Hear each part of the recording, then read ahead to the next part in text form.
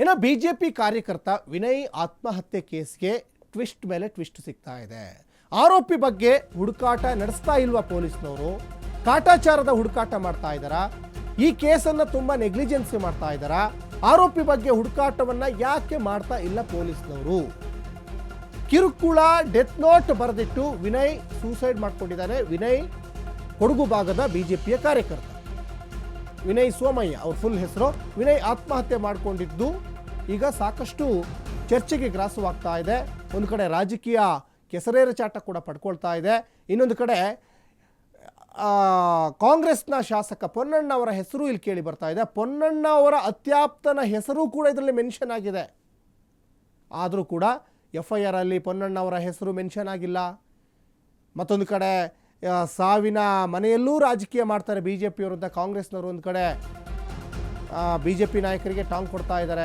Vinay Somaiah family ಮೇಲೆ ಈಗ ಪೊಲೀಸ್ನವರು ಕಣ್ಣಿಟ್ಟಿದ್ದಾರೆ. ವಿನಯ್ ಕುಟುಂಬಸ್ಥರ ವಿಚಾರಣೆಗೆ ಈಗಾಗಲೇ ಖಾಕಿ ಪಡೆ ಮುಂದಾಗ್ತಾ ಇದೆ. ಆದರೆ ಆರೋಪಿ ನಾಪತ್ತೆಯಾಗಿದ್ರು ಕೂಡ ಪೊಲೀಸ್ನವರು ತಲೆ ಕೆಡಿಸ್ಕೊಂಡಿಲ್ಲ. ಯಾಕೆ? ದೊಡ್ಡ ಮಟ್ಟದಲ್ಲಿ ಚರ್ಚೆ ಆಗ್ತಾ ಇದೆ, ಕುಂಠಿತಾ ಸಾಗ್ತಾ ಇದೆ ತನಿಖೆ. ಸರ್ಕಾರ ಕಾಂಗ್ರೆಸ್ ಇದೆ, ಕಾಂಗ್ರೆಸ್ನ ಶಾಸಕರ ಹೆಸರು ಇಲ್ಲಿ ಕೇಳಿ ಬರ್ತಾ ಇದೆ. ಹಾಗಾಗಿ ಏನಾದರೂ ಇವತ್ತು ಪೊಲೀಸ್ ಮೇಲೆ ಕಾಂಗ್ರೆಸ್ನವರು ಒತ್ತಡ ಹಾಕ್ತಾ ಇದೆಯಾ, ಸರ್ಕಾರ ಏನಾದರೂ ಒತ್ತಡ ಹಾಕ್ತಾ ಇದೆಯಾ ಅನ್ನುವಂತಹ ಅನುಮಾನವೂ ಇಲ್ಲಿ ಕಾಡಲಾರಂಭಿಸ್ತಾ ಇದೆ.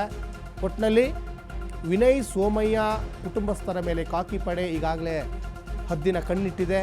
ಕುಟುಂಬಸ್ಥರನ್ನು ಕೂಡ ಈಗ ತನಿಖೆಗೆ ಒಳಪಡಿಸುವಂತಹ ನಿಟ್ಟಿನಲ್ಲಿ ಎಲ್ಲ ರೀತಿಯಾದಂಥ ಪ್ಲ್ಯಾನ್ ಮಾಡ್ಕೊಳ್ತಾ ಇದ್ದಾರೆ.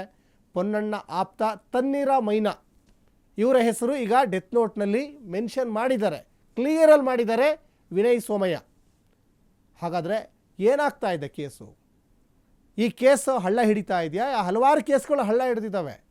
ಇದೊಂದಂತಲ್ಲ, ಹಲವಾರು ಕೇಸ್ಗಳು ಹಳ್ಳ ಹಿಡಿದಿದ್ದಾವೆ. ಆದರೆ ಗೃಹ ಸಚಿವರು ಸೇಮ್ ಡೈಲಾಗ್, ಖಂಡಿಸ್ತೀವಿ, ಬಂಧಿಸ್ತೀವಿ, ಕ್ರಮ ತೆಗೆದುಕೊಳ್ತೀವಿ. ಇದೊಂದು ಡೈಲಾಗ್ ಬಿಟ್ಟರೆ ಬೇರೆ ಏನು ಕ್ರಮನೂ ತೆಗೆದುಕೊಳ್ಳಲ್ಲ. ಕಾನೂನು ಸುವ್ಯವಸ್ಥೆ ಸಂಪೂರ್ಣವಾಗಿ ಹದಗೆಟ್ಟು ಹೋಗಿದೆ ಅನ್ನೋದು ಪದೇ ಪದೇ ಸಾಬೀತಾಗ್ತಾ ಇದೆ ರಾಜ್ಯದಲ್ಲಿ. ಆದರೂ ಕೂಡ ಗೃಹ ಸಚಿವರು ಡಾಕ್ಟರ್ ಜಿ ಪರಮೇಶ್ವರ್ ಅವರು ಖಂಡಿಸ್ತೀವಿ, ಬಂಧಿಸ್ತೀವಿ, ಕ್ರಮ ತೆಗೆದುಕೊಳ್ತೀವಿ ಅಂತ ಹೇಳ್ತಾ ಇದ್ದಾರೆ. ಯಾರನ್ನು ಬಂಧಿಸಿಲ್ಲ, ಯಾರನ್ನು ಖಂಡಿಸಿಲ್ಲ ಅನ್ನೋದು ಕೂಡ ಇಲ್ಲಿ ಗೊತ್ತಾಗ್ತಾ ಇದೆ.